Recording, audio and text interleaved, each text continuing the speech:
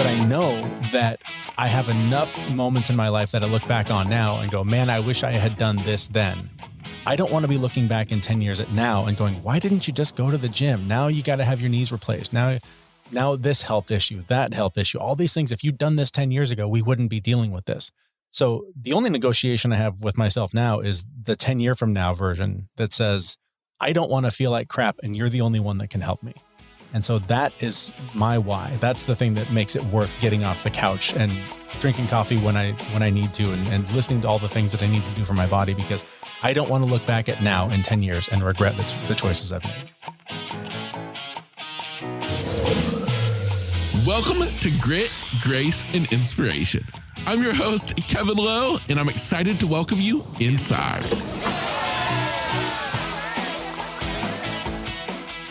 Today, we are diving into the extraordinary journey of two friends who have both experienced their own individual transformations, but have now joined forces to do their part in helping others to have a transformation in their lives as well. My name is Kevin Lowe. I'm the host of Grit, Grace, and Inspiration, and welcome to episode 189. So, who are these two friends that I speak of? Who are these two guys that are in the studio with me today? Well, that's none other than Jeremy Grater and Zach Tucker, co-hosts of the Fit Mess podcast. Both Jeremy and Zach have their own stories of taking back control of their lives through personal transformation. Like so many people, Jeremy and Zach both experienced a pivotal moment in their lives, a moment that made them realize that they had to make some changes, that they had to change what they were doing because, well, their future depended on it. And that they did. One started running, another started cycling. And eventually, these two guys would come to know each other. Partnered together, these two are the hosts of the Fit Mess podcast, a place that is on a mission to help you transform your own life. Their individual stories are inspiring. Their story of friendship is heartwarming. And what they're doing through their podcast is truly empowering. So with that said, ladies and gentlemen, let me introduce you to none other than Jeremy Grater and Zach Tucker.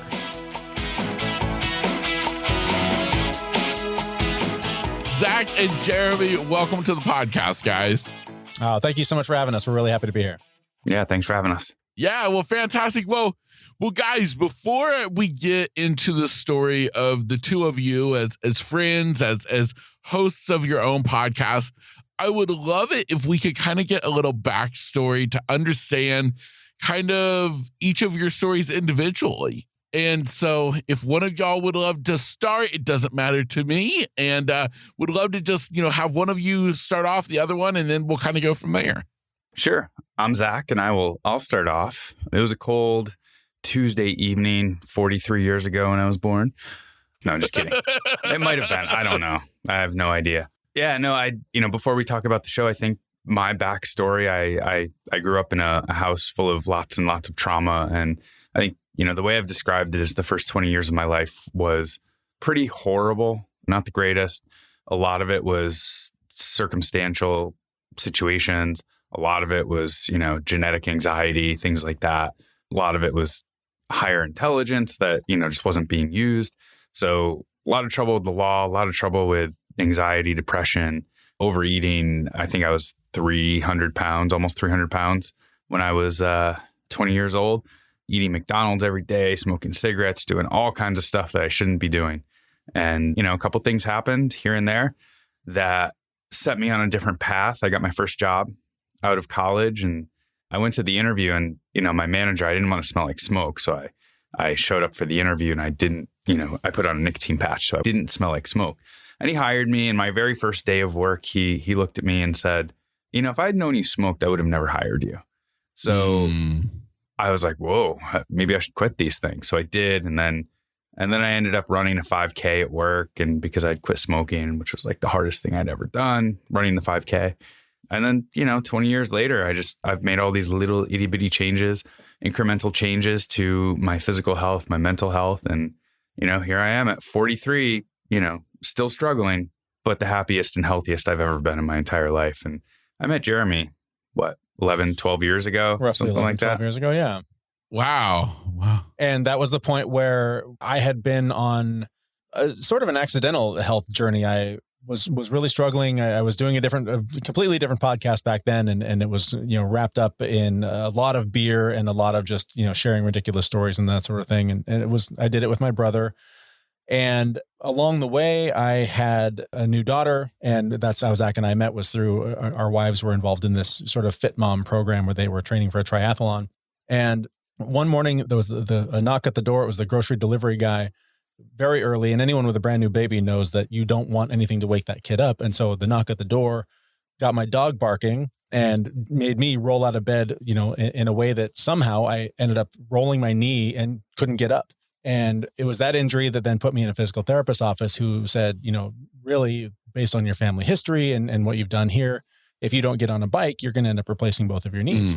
And I remember thinking, well, that's completely ridiculous. I haven't, rode a bike since I was a kid. There's no way I'm doing that. So I went and did what I usually did and complained to my brother about what a ridiculous idea this doctor had. And he was the one that said, and I'll never forget it. He said, dummy, you just have to decide that you're that weird guy that rides his bike to work every day. That's what it's going to take. And somehow it sunk in. Like immediately the minute he said that, I was like, man, I'm weird for a lot of reasons. Why not that one? So I jumped online, bought myself a used bike on Craigslist, and started riding the 9 miles to work every day. And it was through that process that I really was discovering how much I was, prior to that, living in the future, living in the past, constantly with anxiety, depression. What did I do wrong?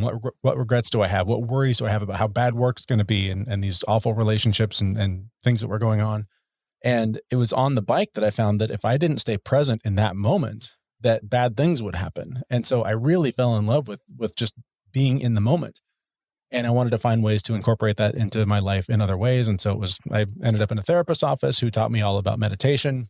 And that one door ended up kicking open 3 others, that kicked open 5 others. And some of them were getting to know Zach better.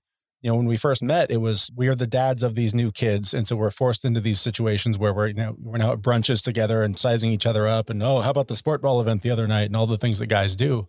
But over time, those walls came down and we were able to start talking about like, man, how are you doing as a new dad? Are you getting enough sleep? Are you taking care of yourself? Like Zach was having some success with weight loss and that sort of thing. And so I started asking him, what are you doing?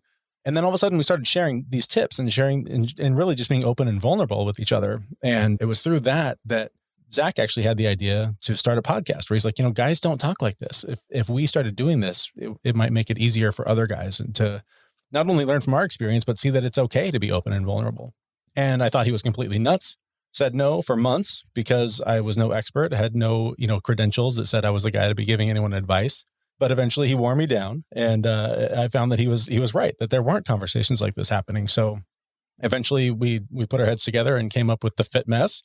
And it's been going strong now for like 5 years. I think we've been doing this. And seems like forever. Yeah, just decade after decade. But yeah, so that's really sort of the origin story of us and sort of the birth of our show. Yeah, well, I love that. And I mean, to be honest, when I listen to you guys share your individual stories, I can't help but think to myself, listen to these guys. They literally were meant to be together because you guys literally had these kind of own journeys of kind of living a healthier, better life. And you use 2 of the most talked about ways of doing that. You have the one aspect of just the incremental changes every day. And then you have the other, aspect of assuming the identity of the person you want to become. And I'm like, these guys were a power couple and they didn't even know it. That is the first time we've been described as a power couple. Yep. Wow. So talk to me about the podcast journey. So obviously a little bit of pushing and pulling on, do we do it? Do we not? Who am I to do such a thing? But you did it. And how has that journey been? It's been life-changing. I mean, there are times when the show is entirely an accountability tool for me, where I know that if I show up and try and help other people figure out how to get their lives together to feel a little bit happier, feel a little bit healthier, and I'm not doing it myself, then I feel like a fraud. I feel like a hypocrite. So there are times when it's literally the only thing that makes me, go to bed on time or drink enough water or go to the gym or whatever the thing is, because I want to be real. I don't want to show up and be another phony person online saying, here's all you got to do, the best 5 things to change your life, whatever. I just want to share my experience and share my favorite things that work for me, because I don't believe there is a best. I believe that there are favorites, and everyone has to find their own. For me, I fell in love with biking. I never knew that was going to be an option for me. For some people, like Zach loves CrossFit. I will never in my life step into a CrossFit gym. That's just way too many people for me. So I just want to be able to share with people what works for me. And so if it's both an accountability tool for me and helps someone else feel a little bit less alone, feel a little bit like there's someone helping them on their journey, because this is tough, isolating work. When you start shedding all of the things in your life that tend to hold you back, you end up kind of alone, because people don't want to go on that journey with you. They like to continue to medicate themselves and just continue doing these bad habits to make themselves feel better temporarily. And so when you start being the weirdo that's like, oh no, you actually want to deal with your stuff, your trauma, you actually want to process that and get it out of your system, they don't get it. And so you end up very lonely. And so that's where that has really been the main thing that has driven me to keep doing the show, is to help people like me 10 years ago, 12 years ago, that didn't know where to turn, wanted something better, and, didn't have a resource to turn to figure out how to do it.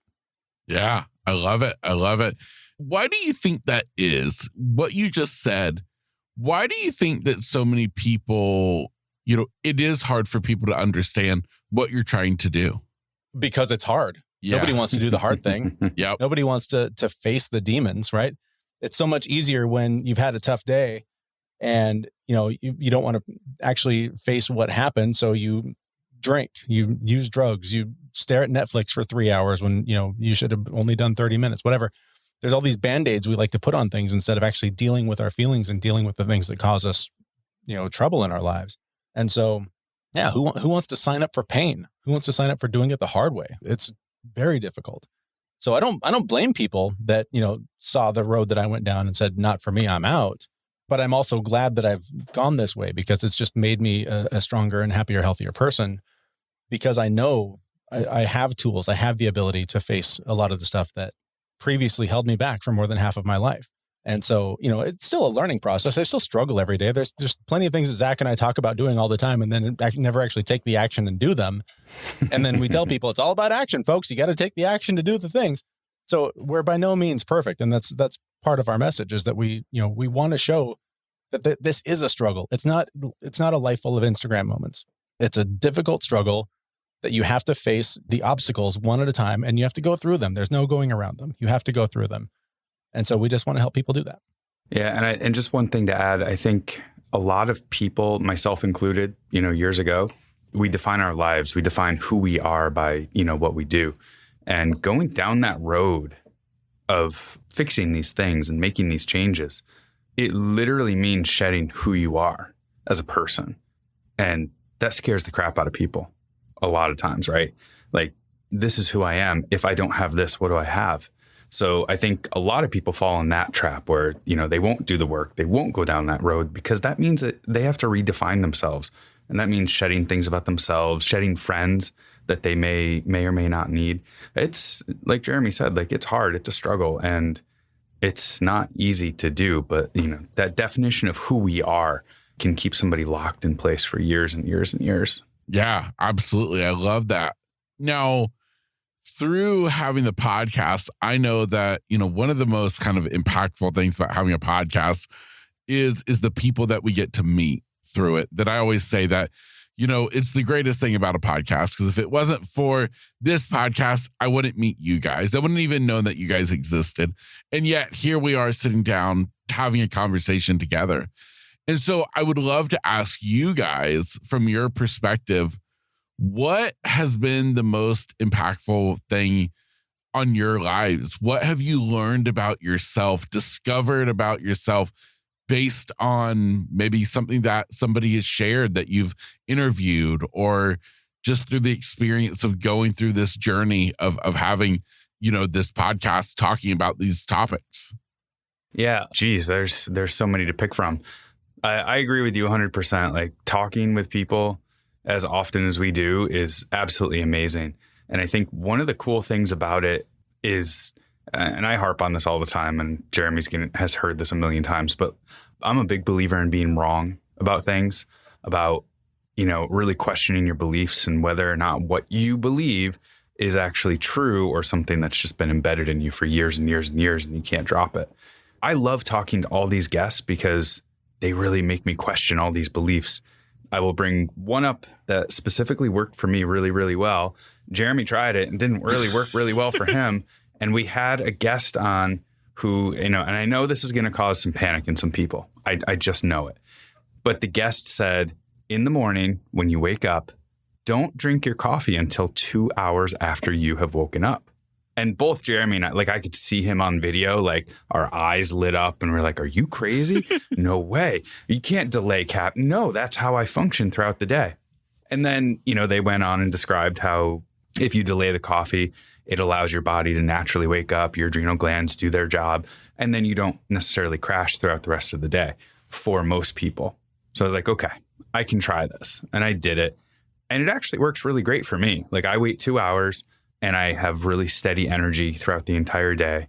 But Jeremy tried it and it didn't work so well for him. So it's really cool to see all these stories. And Jeremy, I'll turn it over to you in a second, but it's really cool to see all these stories and be able to question whether or not something actually applies to me or changes my truth or changes what I believe in based on the fact that not every one thing is going to work for every single person out there. Like it didn't work for Jeremy. Well, and what's funny about that is that it did for a while, right? I tried it out and it was going great. And for whatever reason, I decided that I was going to connect with this coach and try and get a little bit more just diet and fitness advice from them and work with somebody who knew a little more what they're doing than I do.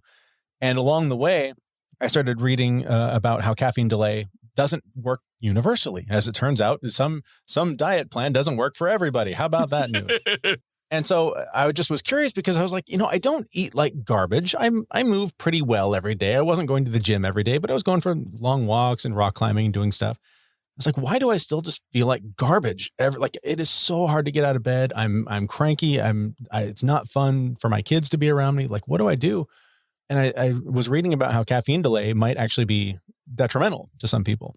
And so I asked my coach about it and he did what any good coach would do and said, give it a try. Have coffee first thing in the morning. Only have one or two, but leave it at that. Because I was drinking it all day. And so all night, my body's trying to process it. And I basically wake up with a hangover. And that explained it. And that's why once I finally had coffee at 10 or 11 in the morning, all of a sudden I was productive and happy for a couple of hours. And then, the cycle would continue. So the ability to question, does this work for me? First it worked and then it didn't. And I was able to question it again and go back to a different plan. And now it's working great for me. But to answer your question more specifically from my perspective, we've had some incredible people. Honestly, we probably had no business having on when we had them on. We've talked to, Bulletproof founder Dave Asprey. We've talked to Sharon Salzberg, meditation guru, Daniel Siegel, Sean T, Tony Horton, Gary John Bishop. I mean, people that just blow my mind every time we have them on the show. And they've all had nuggets of wisdom. I remember Tony Horton looking me in the eye and saying, dude, your purpose sucks. That's why you don't go to the gym. And just that hard truth I needed to hear. And I was like, he's right. I don't have a reason to go that is a bigger reason than sitting on the couch and doing nothing. And I loved it when he did that too. That was so great. He just laid the smackdown on me. I was like, he's absolutely right. But I think the most profound lesson came from interviewing my favorite author. We had Ryan Holiday on the show. And I don't even remember what he said specifically, but he really just helped me understand that, and I still struggle with this, but he helped me understand that I don't need external validation. I don't need to be led by someone else. I need to know what is true for me. I need to know what my why is. I need to know what my purpose is. And I need that to be enough to guide me and to not be distracted by shiny objects and the latest, greatest thing and the new trend and what this diet plan says and what that, health expert says. I got to know what's right for me and follow that and block out all the noise. That is just so powerful when you realize how much of your life is in your control and how you don't have to be a victim to circumstance constantly. Yes, life is going to get in the way. It's going to knock you down. It's going to be brutal sometimes. But we have so much more control over our own lives and our own experiences than I think we give ourselves credit for. And when you get really serious about that and you really apply that to everything that you're doing in your life, it's incredible how rewarding it can be and how much you can start to find the peace in your life that you're looking for. Yeah, I love that. And I think that ties in just perfectly with the next kind of topic I wanted to ask you guys about was, would you agree with the statement that in order for somebody to truly improve their physical health, they also have to focus on the mental as well? I think there's two sides to that sword. I think that by working on your mental health, it can free you up to make space to take care of your physical health. But I'm actually starting to believe, and maybe this is a belief that I'll question in a few months and find completely wrong, but I'm starting to believe that that your physical health is the foundation of your mental health. I have found in the last couple of months that sticking to a dedicated just lifting plan, like I hate cardio, I hate jumping up and down and running around and all that nonsense. And so I went to just strict lifting, and it has been, it's kind of reframed the idea of your body as a temple for me, because it's almost become a spiritual experience. By doing that, by overcoming the numbers every week, lifting heavier things, showing that I can do these challenging things every morning, pushing myself to do a little bit more, it's helped move a lot of the energy that would normally spin around in my head and turn into all the limiting beliefs and the negative thoughts and you suck and you can't do this and you can't do that. When I have a pile of evidence that says, yeah, you can do hard things and you do them first thing in the morning every day, so you don't have to deal with it all day of when am I going to do this? Should I do it after lunch? Should I do it after dinner? Is there going to be time later? Like, just knocking that out first thing in the morning shows me every day you did probably the hardest thing you're going to do all day by just getting to the gym. And then after that, every obstacle that you overcame, every point you were tired and couldn't do one more and did it anyways, that just strengthens your resilience, right? And so all of a sudden, mentally, you become a little bit tougher because you overcame these hard things. And so while your body gets stronger, your mind gets stronger, and you start noticing the connection between the two. And that's when it becomes something more. It becomes more than just, I don't have these negative thoughts and I'm out of shape. It becomes like all of this together is kind of what I'm supposed to be doing. I don't know the right words to describe it, but that has been a big shift for me this year is noticing how, for me, my mental health is massively influenced by my physical health. And so that's why I'm trying to make it a much bigger priority for me to start every single day. Yeah, I totally agree with that. My physical health, Jeremy gets on me because I get up at 4:30 in the morning every day, except for this morning. I wasn't feeling good, so I slept in. But I get up at 4:30 every morning and go straight to the gym, and I do a good workout, like something that really gets my heart thumping, lifting weights, cardio, all the stuff Jeremy doesn't like to do. And that is how I start every single day. And to Jeremy's point, like I have, by 7 o'clock in the morning when I'm drinking my coffee 2 hours after I woke up, I've already accomplished probably the hardest thing I'm going to accomplish for the entire day. And my brain is full of chemicals that I wouldn't have gotten, just waking up and drinking coffee that help my mental health. Now, on the flip side of that, though, there is, mental health and mindset are two different things in my opinion.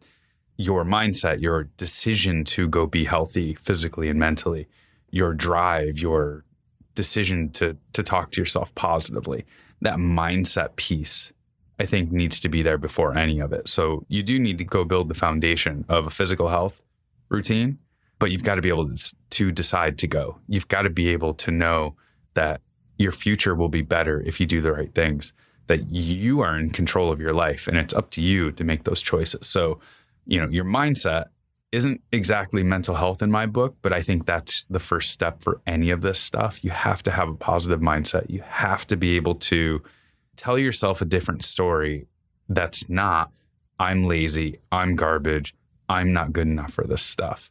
So once you get that mindset in place, then you can go do the physical stuff, which powers the mental health stuff. Yeah. Now that is why you guys are the power couple. Because those two answers both of you just gave totally just blew my mind. Because it was not at all what I was expecting when I asked the question. And I loved it. You guys answered it in a way that I'm like, this is why they're on the podcast. Because they don't say the stuff that we can find on Google. So I applaud you. Yeah. No, thank you. Thank you. But yeah, no, I mean, that's just absolutely, I agree 100%. As you guys both talked that out, I thought, yeah, they are so right. So I love that.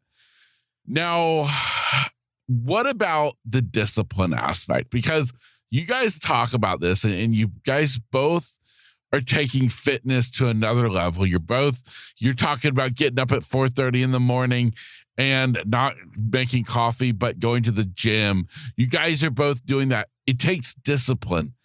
What would you say to somebody who isn't there yet? They want to do it, and maybe they've done it, but then they've quit and they've kind of slid back into old routines. How were you guys able to make it work? Well, I think, this kind of draws upon some of the conversations we've had around motivation. And I guess for a long time, I would always look at things and go, you know what? I want to do that thing. And when the motivation strikes me, when the moon is in proper alignment and the stars are right and I've eaten the right meal and all these things come into play, I'm going to go do that thing. And we have both learned that motivation is fleeting. It comes for a quick second and then it's gone. And if you're depending on motivation to get you to any of the goals that you have, any of the things that you want to accomplish, you're going to fail. You're just not going to make it. You've got to be able to build your own motivation. You've got to just be able to decide that you are that person. Like Jeremy decided he was the weird guy who rode his bike. Be the person and go do the thing and hold yourself accountable. It's a little bit hard-edged, but it really is just decide you're that person and go do it. There's all these tools and things that you can put in place, like, motivational tools. Like, I saw one, it was crazy a long time ago where, you could put money in a bank and if you don't accomplish your goal, it'll make a donation to a cause that you disagree with. Like, there's all those kinds of things, but you really need to understand what kind of person you are. Are you externally motivated, internally motivated, and really tailor your decision to go do whatever it is you're after based on that. And just like Tony Horton said to Jeremy, you need to figure out your why. You need to figure out why you are doing this. What's your goal? Is it to look better? Is it to attract the opposite sex? Is it to be healthy? Is it to live longer? What are you really trying to do? And figure out the why, and then just go decide to do it. So again, Jeremy's got a little more on this, but it's hard-edged. But unfortunately, the answer is, if you want to do it, just go do it. It is largely a decision that you have to make. There's some self-parenting involved. You have to sort of think of yourself as a child and just go, would I let my kid just go, no, I don't want to, if it's something important? Probably not. If it's something important, I'm going to push them to do more. The Tony Horton conversation is so interesting because when I knew we were going to be interviewing him, I'd never done the P90X workout. I'd done some Beachbody stuff, but I'd never done his. And so in the weeks leading up to the interview, I decided, well, I better do this. When am I going to do it? So I looked at my calendar and I blocked out a time every day. And I did not go for a week. And at the end of the week, I looked back at that calendar and I went, look at all those missed opportunities. You can't sit here and say you don't have time. Look, it's on your calendar. You just didn't go. And so the next week, I started by putting on my shoes and walking to the gym. And that's as far as I got. Like, look, I got closer today, one step at a time. The week after that, okay, I'll go in and lift some stuff. I'll do the video, whatever. And it was in that process. It was just literally building the muscle, building the mental muscle of, can I do this? Getting out the door is usually the hardest part because you sit there negotiating with yourself for an hour all morning, go, well, I don't really feel like it. I'm kind of tired. I got this thing on my back and the coffee sure smells good. And all the reasons to not do it. You got to have a better one to do it. And so that's where, what Tony Horton told me was your purpose sucks. He was right.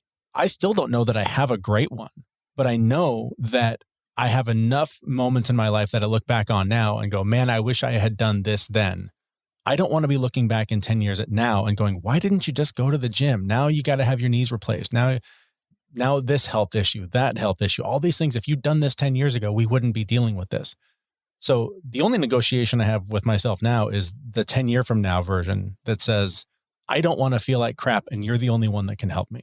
And so that is my why. That's the thing that makes it worth getting off the couch and drinking coffee when I need to and listening to all the things that I need to do for my body, because I don't want to look back at now in 10 years and regret the choices I've made.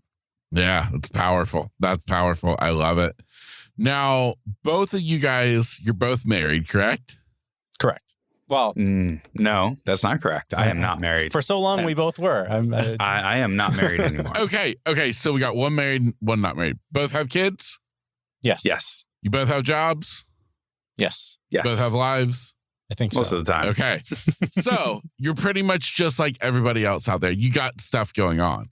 Because Generally, I wanted to ask you, the person listening, and they're going to say, okay, yeah, well, that's great. They probably don't have lives. They probably don't have spouses or kids or jobs.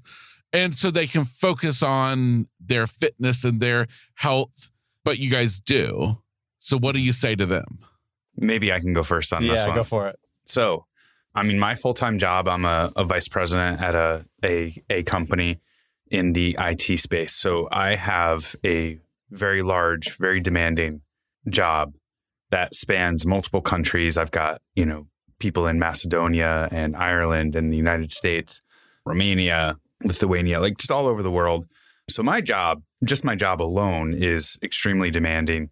Jeremy has seen, I've sent him screenshots of my day occasionally. And, I don't think there is ever a day where I go the entire day where I don't have to choose which meeting I'm going to go to because I'm like triple booked. And my days are just packed all day long from, 7:30 in the morning until 6:00 at night, fully packed. And that's just my job, right? But I do push myself to take care of myself. That's why I get up at 4:30 every morning. I go to the gym, I drink my coffee. I've got my meditation time in the morning. I have my daughter half of the week. So half of the week I'm with her, taking care of her, doing all that stuff. I have a house that used to be my wife and I, it was our house, and it's a larger house than I need, but I got to take care of the whole house by myself, right? So I do all of those things. And then, and then I've of course got little side projects, and I'm a tech guy. I'm a nerd at heart. So I'm constantly playing with things. And Jeremy picked on me one day because, you can buy like an Alexa for like $30, something like that. And I spent an entire weekend just programming one because it was fun and I wanted to. So, and that's just really scratching the surface, but like my days are busy. My life is busy. It's crazy. We just released an episode on stress because in the last, 2 months, I've had just incredible stress across all aspects of my life. And it's been amazing to see all the work that I've been doing, that I've been practicing over, all these years really come into play in these 2 months because I've been able to handle it and I've been able to get by. Now, there were moments where I screamed and I called Jeremy and I was like, dude, I don't know what to do. I can't handle this. But yeah, no, I'm busy and I still make time for myself in the morning because that is the most critical thing. And Jeremy's got an analogy that I'm pretty sure he's going to talk about with champagne. You read my mind. Before I get to the analogy, I'll just say that, if you're waiting for the perfect time, this gets back to the motivation piece. The perfect time ain't coming. You're busy, you're a parent, whatever. Like, you keep thinking, when they're a little older, when they're doing this and when life gets this way, then it doesn't get easier. It gets busier and busier and busier. Your responsibilities pile up more and more and more. So you have to find the time. You have to make the time. You have to turn off Netflix. You have to get up a little earlier, stay up a little later, whatever your body tells you need to do. I found for me, I have to get up at 5:00 in the morning so that I can have an hour to read, to meditate, to journal, to have my cup of coffee, have a little bit of quiet and peace in my day before I dive into getting the kids up, getting them fed, getting their lunches made, getting them out the door to school, getting on the bus on time, coming back, serving my clients all day long, creating a podcast, getting my kids from school, coming back, getting them taken care of, making sure they've got snacks into their after school activities. My life is busy too, but I found an hour that works for me to fill my cup, to fill my glass of champagne, to get to the analogy Zach was alluding to. Everyone always likes to talk about the oxygen mask on the plane. You got to put the mask on yourself first so you can help others. So it's a very scary, terrifying, horrible vision to build your life around. I don't like that one. So I like the champagne fountain, even though I don't drink alcohol anymore. But you go to a wedding, you see that champagne fountain, all those glasses stacked up. Nobody starts by filling the ones at the bottom to make sure everybody else has enough. They always start at the top and it flows over and fills all of the other cups below. You have to be the glass on top and you have to fill it first, because when your cup is full, you're able to help others more. If you are constantly in a deficit and feeling like There's no time for me. There's nothing for me. It's all about everyone else. I've got to please everyone else. That is a miserable place to operate from. And it creates the need to veg out in front of the TV for a couple of hours, to eat like crap, to not take care of yourself because you're just drained because there's nothing left for you. But if you take care of yourself first, you're just in such a better position to take care of others. And so you really like it. Again, it can be harsh, but you got to do a time audit. Where is your time going?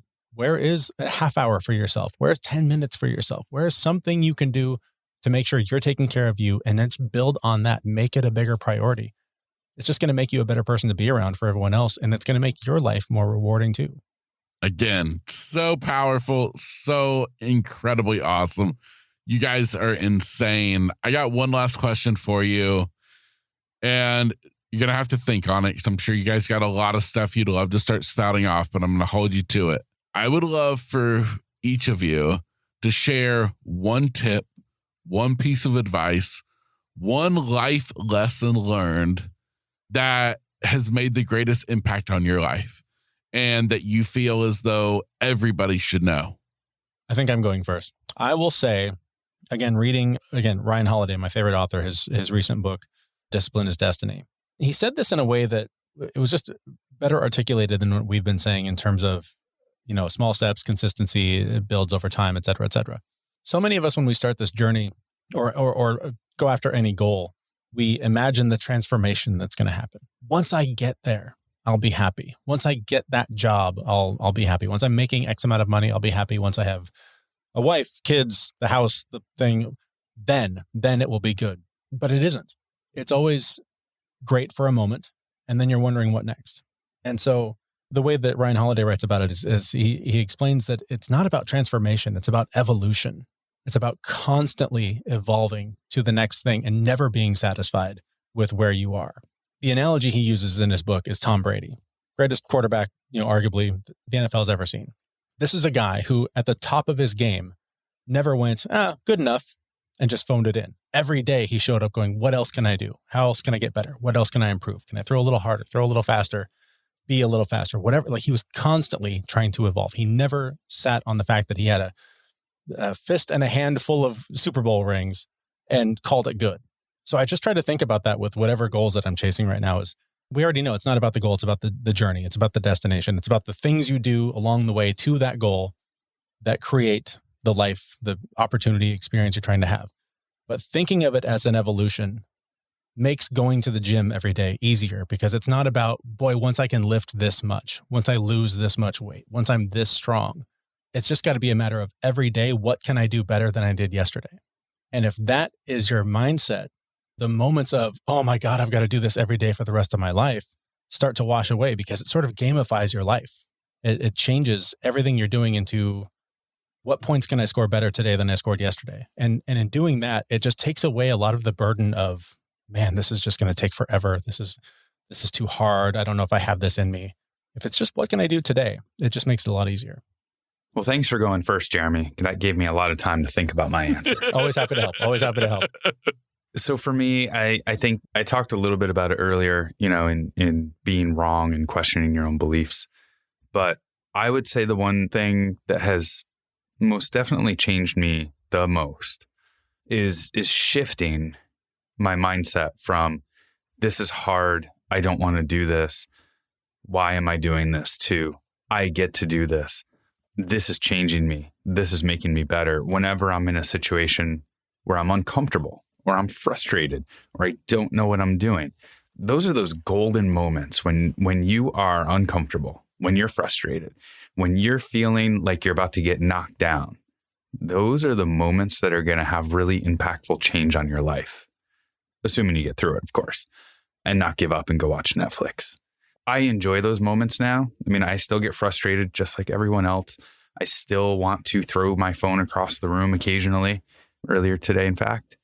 But just hitting that moment of, okay, I'm frustrated. I'm doing something hard. I don't know what I'm doing.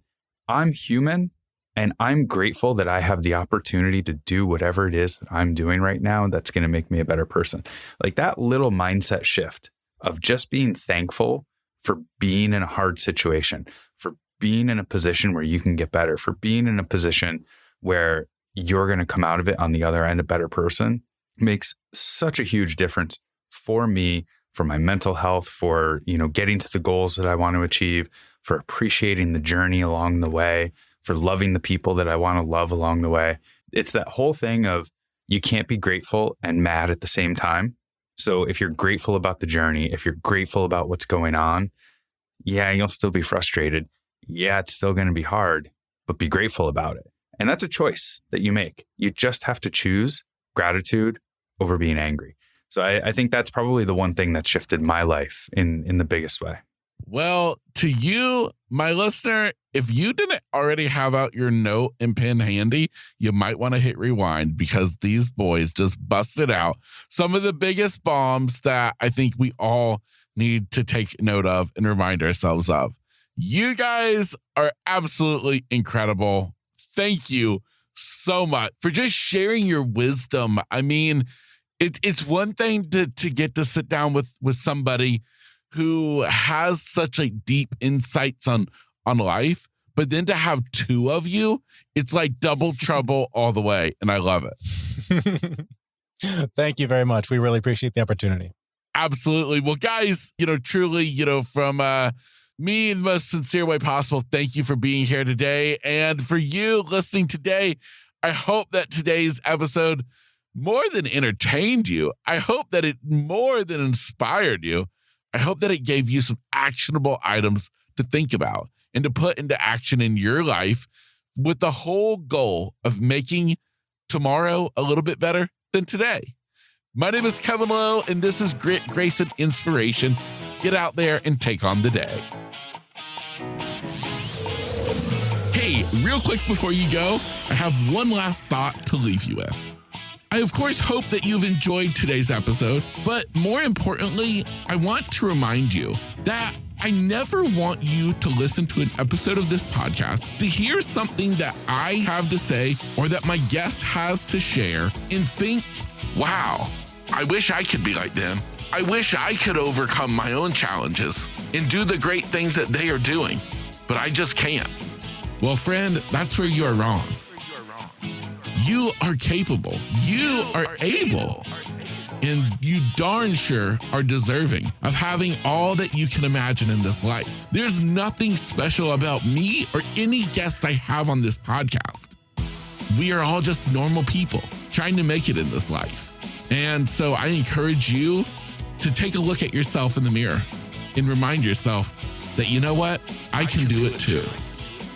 Now, of course, if you would like help along that way, reach out to me, whether that's as a listener of this podcast, a friend, or if you'd like to work with me as a coach. My contact information is inside of every episode's show notes, just like this one. So go down, check out my contact information, and reach out to me today.